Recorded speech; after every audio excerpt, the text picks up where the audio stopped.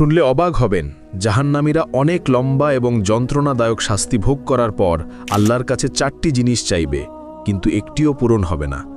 প্রথম আবদার, তারা বলবে, হে আল্লাহ, আমাদের এখান থেকে বের করে দিন, আমরা আর গুনাহ করব না। আল্লাহ পরিষ্কারভাবে বলে দেবেন, চুপ, আমার সাথে কথা বলো না।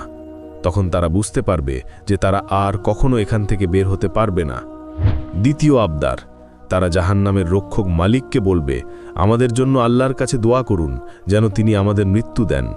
মালিক সঙ্গে সঙ্গে উত্তর দেবেন না, 1000 বছর পর বলবেন, তোমরা এখানেই চিরকাল পড়ে থাকো। তৃতীয় আবদার, তারা শাস্তিদাতা ফেরেশতাদের বলবে, অন্তত একদিনের জন্য আমাদের শাস্তি হালকা করে দিন। ফেরেশতারা বলবেন, তোমাদের কাছে কি স্পষ্ট পথ নির্দেশ নিয়ে রাসূলেরা আসেননি? তারা বলবে, হ্যাঁ।